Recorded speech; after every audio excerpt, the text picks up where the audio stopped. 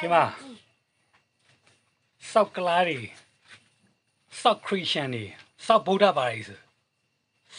လာပြီးတော့မခွဲခြားနဲ့နော်အကောင်ကတပုံစံနဲ့အတူတူပဲ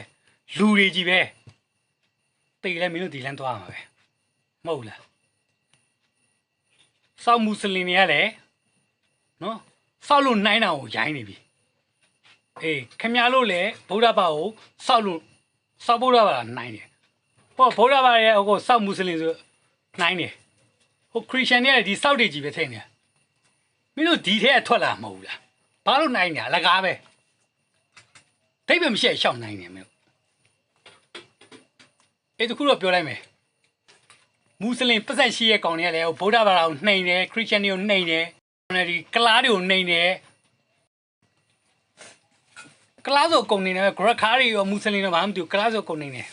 ဗုဒ္ဓဘာသာပတ်သက်ရှိရဲ့ကောင်တွေကလည်းအေးခရစ်ယာန်ပတ်သက်ရှိရဲ့ကောင်တွေအတိုင်းပဲဗုဒ္ဓဘာသာဆိုလည်းနှိမ်တယ်အစ္စလမ်ဘာသာတွေကိုလည်းနှိမ်တယ်ဒီလိုပဲလက်ပတ်ပြီးလိန်နေအဲ့လိုနှိမ်နေကြမှာတော့ဗျာခင်ဗျားတို့ဘာအကျိုးပြန့်ရှိမှာဘာမှလည်းမရှိဘူးဒါလည်းခင်ဗျားတို့နှိမ်နေကြတာပဲလူချင်းပဲဗျာဟုတ်ဘူးလားကျွန်တော်ပြောတာပြီးတော့လည်းဒီရပဲသွားမှာဒီမှာကျွန်တော်တာသမီးတွေကျွန်တော်မိသားစုရှိတယ်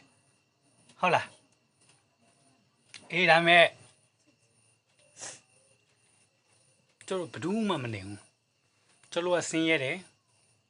ရိုးသားလောက်ကင်စားတော့ကြတယ်ဒီခါရကျွန်တော်နိုင်ငံဘူးပါရဲ့